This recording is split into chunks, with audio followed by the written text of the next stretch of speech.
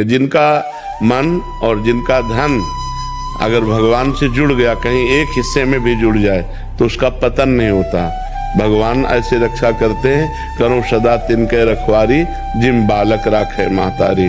ये जो आज की युवा पीढ़ी भ्रष्ट हो रही है, अध्यात्म से नहीं जुड़ी, भगवान से नहीं जुड़ी, शास्त्र स्वाध्याय नहीं करते, संतों की बातें नहीं सुनते, नहीं मानते, तो अब girlfriend, boyfriend, live in relation, व्यसन, व्यभिचार गिरते चले जा रहे हैं। तो बिना अध्यात्म के बुद्धि पवित्र नहीं होती।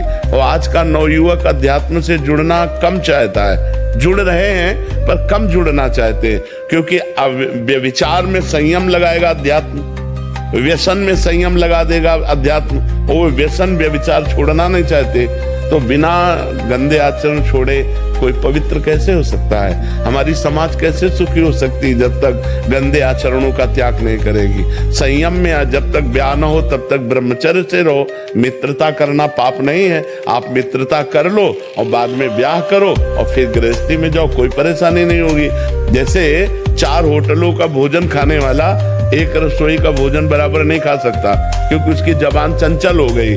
ऐसे ही रसेंद्री, जनेंद्री सब इंद्रियां हैं। आप ऐसे बढ़ते चले जा रहे हो व्यभिचार करते, फिर आप अपने पति में संतुष्ट नहीं होंगे, फिर आप अपनी पत्नी में संतुष्ट नहीं होंगे। आपकी व्यभिचार प्रवृत्ति गंदी आदत करेगी और फिर एक दूसरे में फिर ऐसी भावनाएं बन जाएंगी कि वो फिर हत्या, हिंसा आदि में उतर जाती है। लेकिन जिनको भगवान से अब जैसे छोटे छोटे बच्चे भगवान से संबंध रखते हैं, तो इनके आचरण नहीं बिगड़ेंगे। ये सत्संग सुनेंगे, ये नाम जप करते हैं, तो इनकी बुद्धि की रक्षा भगवान करेंगे। हाँ, अब आज का समय बहुत गिरता चला जा रहा है। नौजवान जो नई पीढ़ी है वो गिरता चला जा रहा है। व्यसन और व्यभिचार, इनमें प्रवृत्तियां बिगड़ती चली जा रही हैं। और सत्संग सुने तो परिवर्तन हो जाए। काफी परिवर्तन हो रहा है। जो नौजवान सत्संग सुन रहे हैं वो गंदी बातें छोड़ रहे हैं, आगे बढ़ रहे हैं, लेकिन बहुत कम, मतलब परसेंट में बहुत कम। अगर अध्यात्म को स्वीकार करें तो परसेंट बढ़ सकता है। अध्यात्म को स्वीकार किए बिना शासन किसका?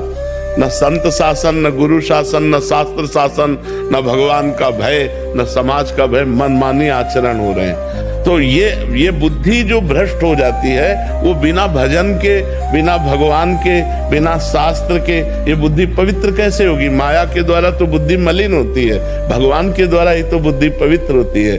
जब होए बुद्धि जो परम शयानी, अगर बुद्धि प्रवीण हुई तो बचा ले जाती है। तो ये बुद्धि भ्रष्ट ना हो, इसके लिए हमें अध्यात्म चाहिए। बिना अध्यात्म के हमारी बुद्धि पवित्र नहीं हो सकती।